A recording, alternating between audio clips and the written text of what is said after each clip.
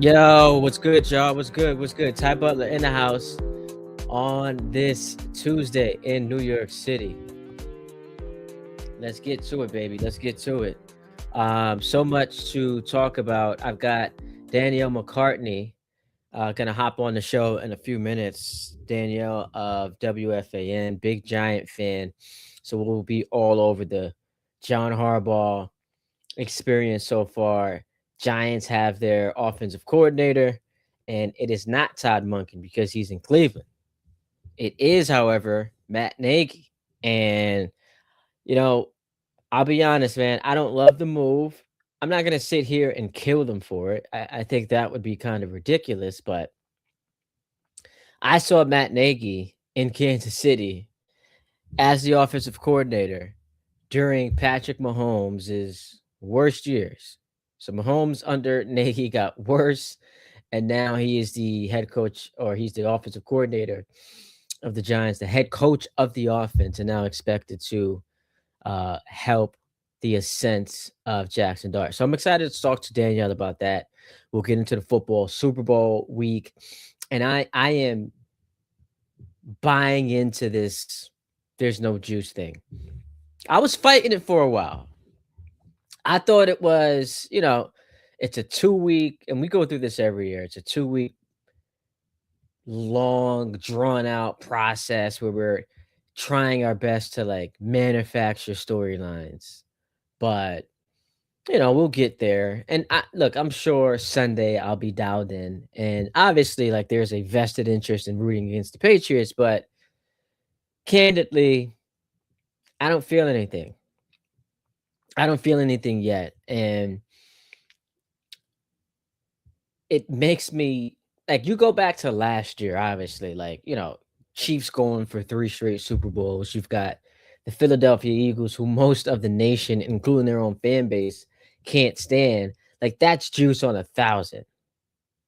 This year, it's a couple of cool storylines. Drake May, second season, MVP candidate in the Super Bowl. Vrabel overseeing a turnaround for a franchise he won 3 Super Bowls with.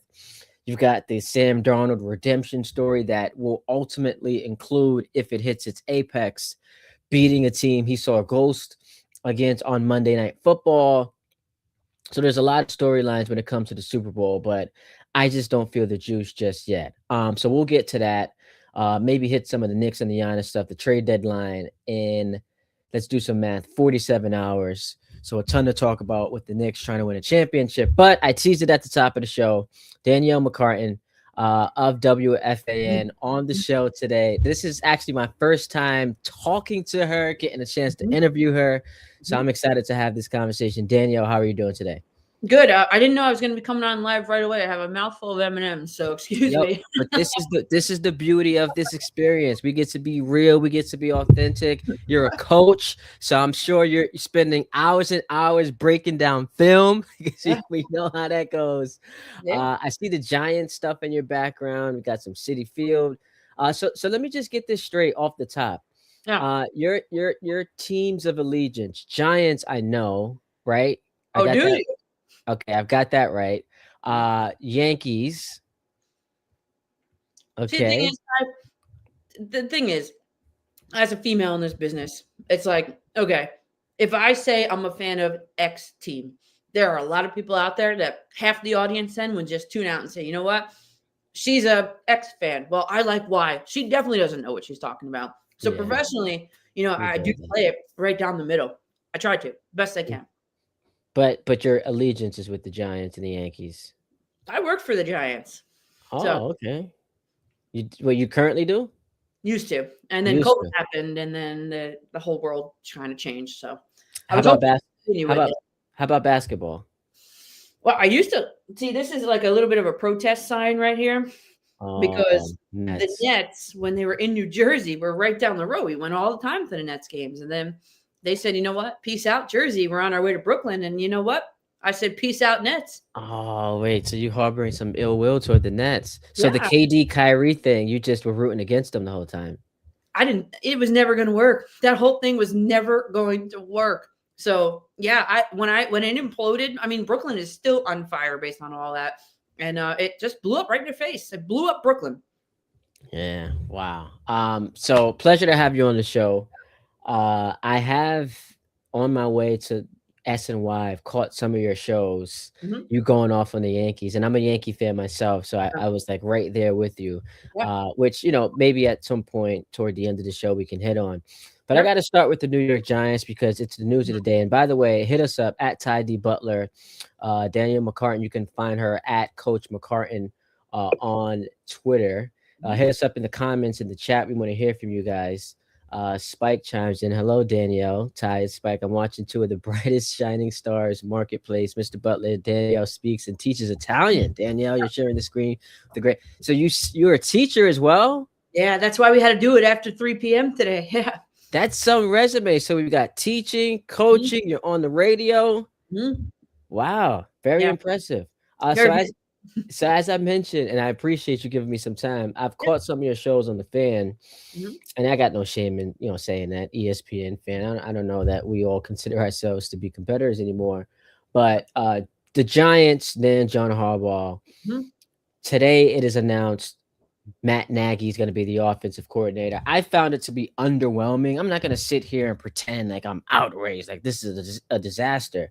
But I watched the greatest quarterback in football and perhaps the greatest quarterback in NFL history seemingly get worse under Matt Nagy, who was not calling the plays. But that caught my attention. I want to know your thoughts when you saw that flash across your screen today. Yeah, I saw it on my watch. I was in the middle of something and I looked and I was like, my first reaction was kind of like yours, like, huh, okay. I mean, I thought, and I don't know where he's gonna end up, I guess, but Cliff Kingsbury, I thought was the guy. I mean, his body of work with Jaden Daniels, that first season, I mean, he was almost unanimous rookie of the year. And like, I think you'd also be pulling a guy from a divisional rival. Like he knows all the secrets. So I thought that was kind of like a slam dunk. But when the notification came, Matt Nagy, I was like, okay, it's not exciting. And then now I'm just trying to hype myself into believing it's real. Like I'm trying to say like, okay, well, John Harbaugh certainly knows what he's doing. John Harbaugh certainly knows how to make a hire. He's been doing this for a very long time. And again, I mean, this is a guy who has worked with Patrick Mahomes, as you mentioned, quarterback coach, offensive coordinator. And I just look at that, and I'm not comparing Jackson Dart to Patrick Mahomes, believe me, but the style of play I think is similar. The off-schedule throws, the rush attack with the throw attack. I mean, I think it's just similar. It's similar to Jackson Dart. I could see it. And I'm not saying Jackson Dart is, please, let's not. But the play style is similar. And okay, if that's a guy that's worked with a similar prototype that's going to come in and coach my if I'm Harbaugh, it's going to come in and coach my quarterback. Okay. And he got I'm trying to convince myself, but he got a lot out of Mitch Trubisky, who we now know was a total bust. I mean, but his quarterback rating that year that they won the NFC North, over league average, among some pretty big names, in line with some pretty big names, and coach of the year. So the also thing too is the Chiefs took him back, Ty. The Chiefs took him back, which then tells me he did an okay enough job there. And the only reason why he's out of a job is because Bieniemy was back, and we all know about Bieniemy. And I'll, not to mention one more thing, and maybe I'm trying to convince myself a little bit here, but Matt Nagy, look, we can agree, I think, that the most important position in professional sports is quarterback. Matt Nagy played that position, at a professional level, semi-professional level at least. So while it's underwhelming, it's not exciting to me, I give ultimate trust in John Harbaugh that he knows what he's doing. I mean, this guy it's not a guy off the street. He has experience. He has things that he might have picked up along the way. I'm just not excited about it.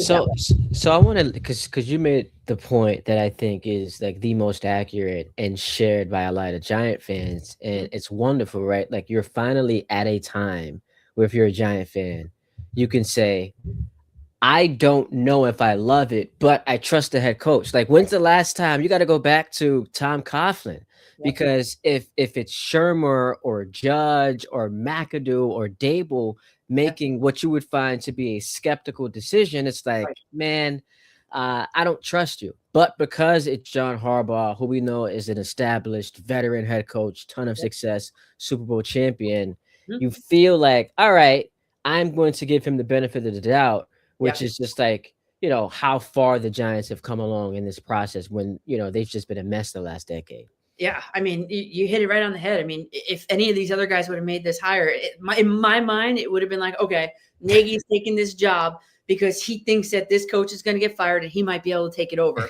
That's not the case here. The chain of command is well established here. So here's your role. Take it, like it, and do the best you can with it. So, like you said, it's been a while. I'm going to trust the head coach knows what he's doing, and we'll see.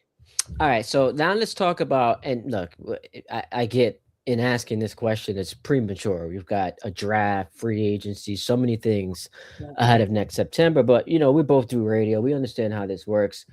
In your mind, right now, what is a realistic expectation for the Giants, who all of a sudden Vegas has them at over under 8.5 wins? Yeah, I think 9. I think it's 9. Maybe I'm a little optimistic. I saw your eyebrows, but I look at the Giants' strength of schedule. That's kind of something that I always tend to look at. This year was very tough, by the way. Mm-hmm. But next year, the Giants are smack dab in the middle of the league in strength of schedule based on last year's record.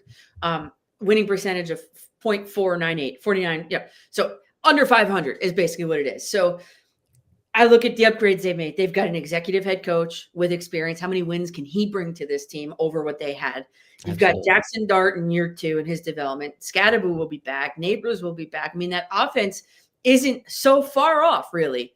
You can address the defense in the draft, tighten it up in the draft. So I really, at this point, very preliminarily, you got to teach Jackson Dart how to slide too. But I think the Giants can win 9 games next season. Wait, hold on. You're the softball player, and Spike's letting me know that you are a hell of a softball player. So who better to teach Jackson Dart how to slide than you? Are you offering your services? I will happily go in there and show him how to do it. But I mean, I think of when the Jets had it was Rex Ryan, and they had Joe Girardi in there to get Max Sanchez how to slide. I mean, that's what we need. If that's what we need to do here, then that's what we're going to do. And if you need me to help, I volunteer. It just has to be after 4 p.m. every day, Giants. Yeah, basically. Yeah, exactly.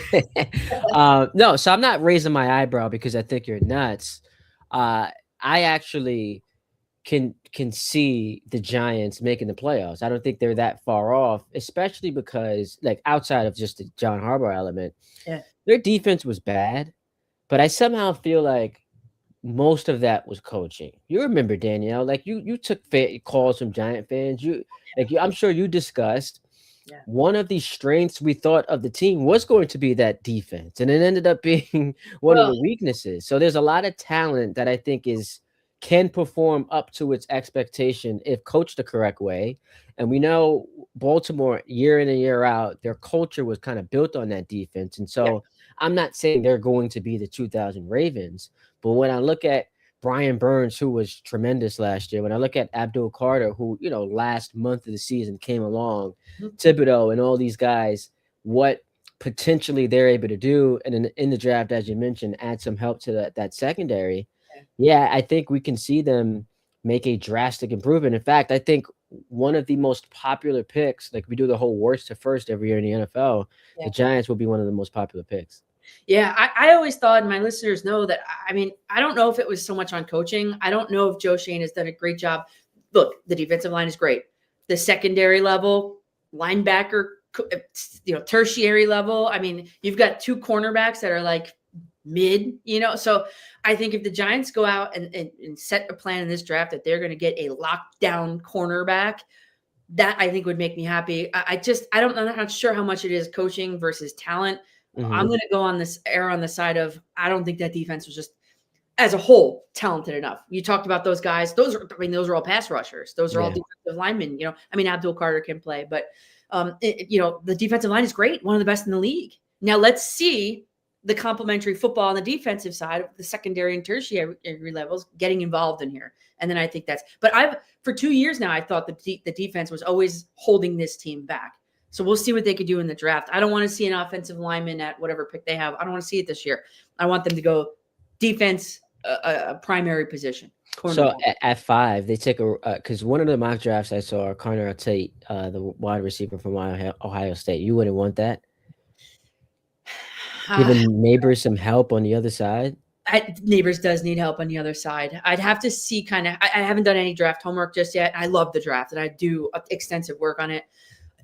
Maybe I don't know what the free agent class looks like either. Maybe they can find that help through free agency. We'll see. I don't know yet. I didn't look at it yet, but yeah, maybe. But I think there's a much higher need on the defensive side of the ball, because look, if you're scoring 100 points a game and the defense and the other team scores 101, you still lose. Absolutely. All right. So I did this a couple of times and people got mad at me, specifically Giant fans. Yeah. Ranking my NFC East quarterbacks. Yeah. And look, I was as big of it, and I'm a Jet fan, so I guess people see it as me being a hater, but candidly, I was as big of a fan of Jackson Dart as you could possibly have, in a sense of like immediately was great in that game against the Chargers, a Chargers team that coming into it was the league's best defense. Yep. And so the amount of pressure he had trying to save his head coach's job, going up against that defense, and then all the injuries he experienced throughout the season. We know Scadaboo and Neighbors. Yeah. And then the offensive line that I thought played better this year still had some issues. Yep. I was very impressed. Despite that, I am not ready through 12 games of this dude's career to say that he's better than Dak, Jaden, and Hurts. I just need to see more. So if I'm doing my NFC East power rankings, I would have those guys ahead of him. Curious your thoughts. And maybe this is a hot take alert, but I think Dak Prescott's the best quarterback in the division. I think that he doesn't get enough credit for what he does. I think their defense was also a problem in Dallas. Yeah. So, doing some national shows, like I kind of got a better perspective of all of this stuff all mixed in. But Dak Prescott was putting up great numbers when he has a solid season where he plays every game. Like he's pretty good. And I did a little comp real quick before I jumped on between Dak Prescott and Jalen Hurts career numbers. Mm-hmm. Dak Prescott career over the career, beating much better. Yeah. It's just that Hurts except the one stat that matters the most, right? Exactly. So I'm looking at this going, if you're forcing me to rank them, and I'm with you, I'm not going to go ahead and just anoint Jackson Dart the best in the division. I think he's got a lot of promise. I think he's got a lot of progression to make. So I wouldn't put him 1. I'd put Dak 1. Man, this is hard. I would say Dak 1. I would say probably. Oh, I don't know. Because I go hurt. I like. Can I make the case for Jalen real quick? Yeah. You sometimes become a victim of your own quote unquote circumstances. And what I mean by that is we love Howie Roseman so much, the roster. We love Saquon, obviously, coming off of an historic season. Right. That it starts to, and the defense was elite, right? And Vic Fangio got a lot of love. It then takes away from Jalen Hurts because we are viewing him as being gifted like this Maserati, right. And all you have to do is just not screw up, right? But I did watch him elevate in the playoffs a year ago and then win the Super Bowl MVP. I did watch him 2 years ago finish second in league MVP. So I understand he has his limitations. Yeah. But the dude's a winner. He's a baller. And, every year he's been with Philadelphia, they've made the playoffs. They've made 2 Super Bowls. And so I think he deserves a lot of credit. It's just hard for me to do it. And because I am of the belief that he, you could put Jackson Dart on that team and he could take that team to the playoffs. He's a great general manager. That's it. He put a complete team on the field each and every year. He has a great coach, even though Philly fans want to fire Sirianni. Oh, so you think Sirianni's a great coach? I don't think he's great. No, I don't think he's great, but he's good enough. I mean, I think he gets results out of that roster, out of that lineup. But back to and I think about Jaden Daniels too. Almost unanimous rookie of the year, but this year was a wash. Yeah, dislocated elbow ended the season. He's missed games, plural. Mm-hmm. Hamstring strain, knee strain. It's like sprain, and I'm like, okay. Then you look at Dart with the concussion. So a gun to my head. Ty, here's what I'm going to do. I'm going to do Dak Prescott 1. 2. I like it. See, this is why it's so fun. I know. 2, I'm going to go. Oh, God. I know he's got the hardware. I think Jackson Dart does a lot more with less. I'm going to do Jack. Oh, my God. They're all the same. Dak Prescott 1. Jackson Dart 2, Jalen Hurts 3, Jaden Daniels 4. I love it because that means next year, and assuming health isn't a question, which Right. is a big assumption, Right. that division is going to be fun. It's good. It's It's going to hard. be a That's lot of a hard fun. exercise to do. It really is. It's going to be a lot of fun. I did it with coaches. I Yeah. actually had, and this shouldn't be a hot take. I had Sirianni 1 because again, the year before Sirianni got to Philly, they were a 4-win team. Yeah. He then gets them to 9 wins, to a Super Bowl, gets them to 11 wins, and then a Super Bowl. And then this year, like we saw them get double-digit wins again. So we don't love the histrionics and him screaming at AJ Brown on the sideline, him like flipping off Phillies fans. Like Yeah. I don't love how it always looks. Yeah. But you know what I do love looks his win-loss record. And so it was considered a little spicy take here in New York on radio, but I said Nick Sirianni is still the best coach in the division. Yeah. I mean, for now, let's see what Harbaugh can do. But yeah, I'd have to agree with you. Yeah, definitely. All right. So Eli Manning, this conversation is not going anywhere. I think Eli Manning's a Hall of Famer. I agree. And this is as someone who is very envious of Eli and what he brought to his fans, because my team couldn't pick a quarterback if it was staring them in the face, and yet somehow, yes, you're right. You like we're still living off of that, right? Right. And now today I'm just going through Twitter, and tweet after tweet is just the David Tyree catch because it's the anniversary, and it's like, man. So I think he's a Hall of Famer. Yep. I also believe like it's a fascinating career. Like it's one of the most fascinating careers I think in sports history, where you've got a guy who's a 2-time champion, 2-time Super Bowl champion, orchestrated 2 game-winning drives against the GOAT, right? Yeah. And yet it's like 500 record overall, never won a playoff game outside of those years. It ended terribly. And I get it wasn't all his fault. Wow. So it's almost like, what do you do with that career? Because a lot of national pundits and commentators just look at him and say, man, like, yes, you had 2 great runs, but to someone like you, you're like, those weren't just 2 great runs. Those were historic runs that you literally can't tell the story of the sport without. And so 2 years of Hall of Fame candidacy, he's not in. Do you find this to be disrespectful to Eli Manning? In a way, I think yes. I mean, not that he would be a first ballot Hall of Famer. I thought for sure he'd get in last year. It was a small class, and how I look at this, Ty, is like, okay, there are guys in the Hall of Fame, quarterbacks in the Hall of Fame with far less qualifications than Eli Manning. I mean, the hardware, we said before, the hardware matters, right? Mm-hmm. And the last quarterback, it's not like you're even like comparing him to someone like, specifically, because the last quarterback to be inducted was his brother, 2021. Like that's not very recent. You know what I'm saying? So the 2 Super Bowl wins, the 2 Super Bowl MVPs. I mean, I thought he was getting in last year. Now, this is going to be interesting.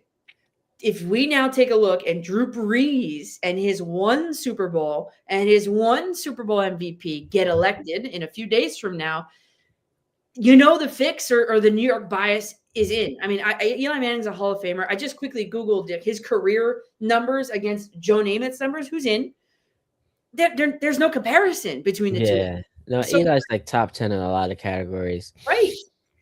So and then also the consecutive game streak is like super underrated. And the fact that he went against Tom Brady. Yeah. Tom Brady. Undefeated team, the whole thing. And like, look, I know David Tyree called it, but Eli Manning first had to avoid the sack. If he was sacked, that game was over. Mm-hmm. So yeah, I think he'll get it. Like he's obviously going to get in. I just think that there is an element of the bias works both ways, because sometimes because we are so close to it, we can have our own inherent bias of it. And then the people who aren't watching, every second, every down of every Giant game are just like, the way his career ended, can hurt him. But I think he'll eventually get in. He deserves to get in. But it's just hilarious. But I don't like the Breeze. I'll be honest. I don't like the Breeze comp because objectively, Breeze is a better quarterback than Eli. But if the hardware matters, I mean, then we have to have that into some sort of consideration. We have to.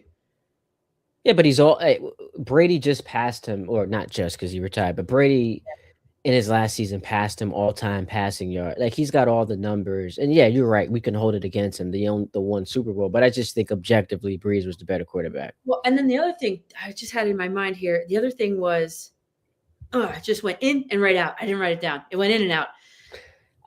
Yeah. So now Eli Manning now has to go against all of these backlog of guys. Okay, Breeze doesn't get in. Okay, now it's Eli versus Breeze. Eventually, Brady will be in that pool. And it's like, okay, well, how long are you going to make him wait?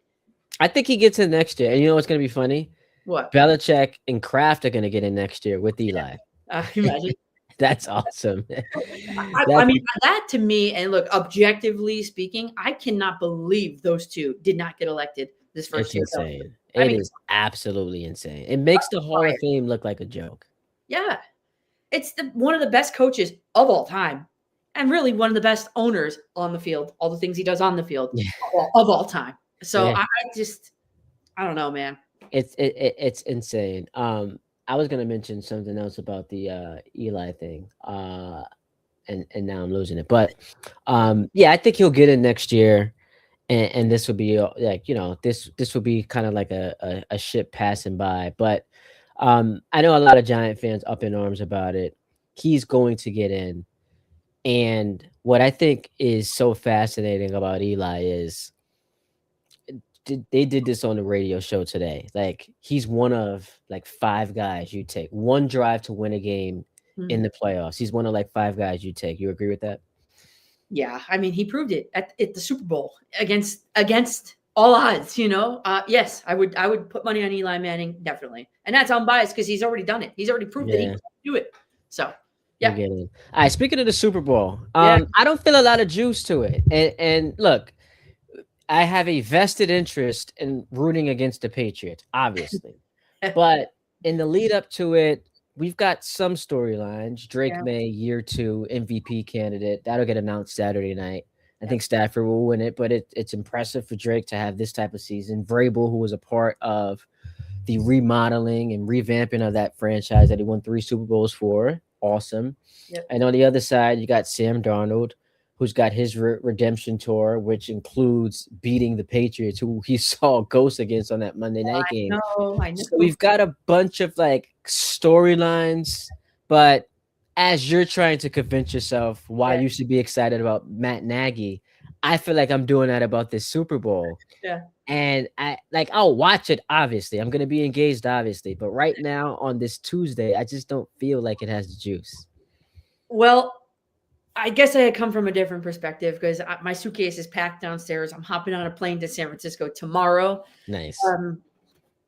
And I'm intrigued because, not intrigued, but one of my goals to go there is to figure out how Vrabel has turned it around, how those guys went from a 4-win, bottom of the basement team to representing the AFC in the championship game. So in the Super Bowl. So what I want to know is why the Jets can't do the same thing.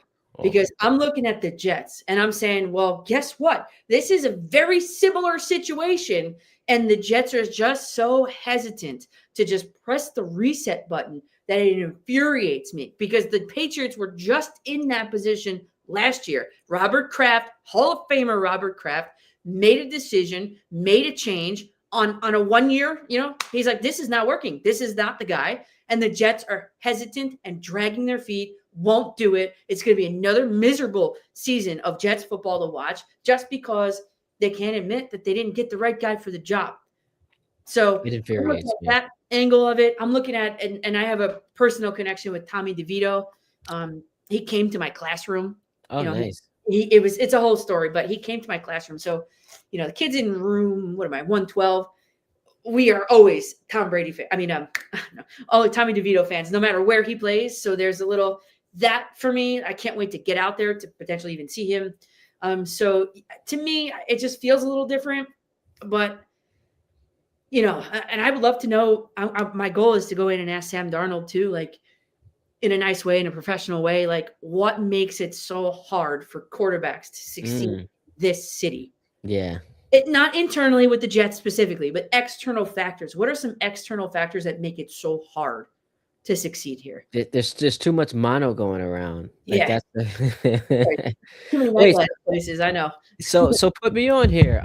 Promote like are you gonna be doing some stuff out there? Like what's going on? Hustling, just hustling hard. You know Love it, Ty. it. So, I'll be running around a lot. I look, I never want to like announce anything because if it falls through, but I have some hooks in a Carl Banks interview, Oh, hopefully. nice. Guaranteed. I'm going to the team hotels on Thursday. So Patriots first or morning, and then in the afternoon is the Seahawks. So hopefully to be pumping out a lot of content Thursday. Wednesday, I'm just trying to get my feet wet. That's awesome.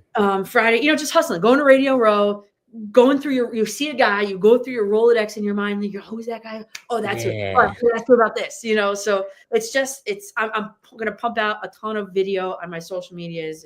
And then I'll be back on the fan that following Saturday night. So hopefully I can get a nice interview with some Jets or some Giants, and we'll go from there. So this Saturday night or no, Saturday? This Saturday I'll be coming home. Okay, and then next Saturday night. Okay, week after. So like heading into the NBA All-Star break. Yeah. Is this your first trip to Radio Row? Third. Really? Okay. I went 2 years ago to Vegas. Didn't know I was going to get I got on the plane, Ty. I didn't know if I was going to get approved for the credential or not. And I was sitting in Newark Airport in my car, like, do I park this car or not, for like an hour? And I was like, you know what? Let me just. So I pulled in a parking lot. Had my Wi-Fi on. Over Colorado, I got the approval email. Nice. There you go. And then last year was New Orleans, and then this year is, of course, San Fran. So which was what so far was like the better experience, just in its totality, not just like work, but like the city, the fun of it. I always love Vegas. Vegas is like my second city, I did get also credentialed for the team hotels. I think that's the coolest part. Like you're walking around like a hotel, like conference rooms, and they're all wearing their jerseys, and you could just walk right up to them. I think that's the coolest thing. So I would probably say Vegas, and I have friends out there. I got to see some of them. So Vegas is my second city. I know you don't know that yet, but I love it out there. Clint Kubiak out there. So I'm kind of locked in there, but no shade against New Orleans. Love the city. It was awesome. It was fun. It was more relaxing because I knew what to expect. But now I'm going in there, you guns blazing. Let's friggin' do it, man. Let's go. That's so cool. That's really cool. I've got to get out to Radio Row. It's wild. Everyone talks about like just the fun of it's funny, like so us, being in our spot, like coming up in this business, we're like raving about like how fun it is, and then like you get the older folks that are just like, oh my goodness, like this again. But I gotta get out there. I'm sure you'll do a great job. Looking forward to seeing the content from you. Thank you. Do you have a Super Bowl prediction yet? Geez, I know that the Seahawks are favored by 4. I think I saw. Dude, it's going to be close. Look, I know, these defenses are pretty good. I just see it that Sam Darnold just goes, reverts for a second, throws a crucial pick. No. I think it's the Patriots coming away with this one. I do. Oh no, that would be sad. Like for us to have spent like the last 2 weeks talking it's so funny. You know what pisses me off? All the revisionist history. Like the Jets should have kept Sam Darnold. Stop. And it's like so infrastructure. They didn't have the offensive line. Forget about it. I don't want to hear that. It's nonsense. It's better that he got where he is to where he is. Good for him. He went to Carolina. I also think that going to Kyle Shanahan, it's like, a collegiate experience, right? Like that just helps supercharges you. Yep. Then he goes to Minnesota where he's able to use that what was supercharged, and now he's in Seattle balling out, playing for a tremendous. You talk about like Howie building a tremendous team. Yep. Look at what Schneider's done in Minnesota. Like that's incredible. Yep. Yeah. No, I agree. So, I don't know. I just foresee it in my crystal ball. Crucial moment. Sam Darnold goes up to the line. Whoops. Lets one slip, and I think that's hope it. Not. If that happens, I'm gonna send you a nasty tweet because like I can't watch the Patriots win another Super Bowl. Danielle, the Patriots have been since the Jets last made the playoffs. Okay. The Patriots have been to 5 Super Bowls. Don't even like that. Like that's insane to me. Like I gotta sit here and live through that. Oh my goodness. I know. All right, Yeah. quickly, I want to hit on because you're a diehard Yankee fan as well. So early thoughts as we are about what a week or so away from pitchers and catchers reporting to spring training. And Boone was on your station, it was on mine as well. Yeah. Obviously optimistic about the team. Yep. Cashman seems like annoyed by the idea that they're running it back, even though they are indeed running it back. So just like big picture thoughts on the Yankees so far. Yeah, big picture thought. I mean, they're going to be good. They always are good, right? Brian Cashman always puts a good team out there. They are running it back. This team, their biggest free agent acquisition was Cody Bellinger. Great. I wanted him. He's great, but there wasn't anything. Like they couldn't beat the Blue Jays last year. They went up to Toronto. They got swept out of first place, and that was the end of it. Mm-hmm. This team, as currently constructed, is still not good enough to go ahead and beat the Blue Jays, and that's a problem. So I think they need another bat in that lineup. Needed, past tense, I guess. I think I don't know. The starting pitching worries me. Cole's kind of at this point here. Like, I just don't think they addressed this team enough roster depth wise to be able to go ahead and beat who I perceive as the best team in the division, which is going to be the Blue Jays. Again, until you can prove to me that you can beat them, you're not going to be able to beat them. So let's see if they could do it. But I on paper, I don't see it. Yeah, I'm with you. I share some of the concerns. Like Cole, who I love, obviously, is 35, coming off of Tommy John surgery. Yep.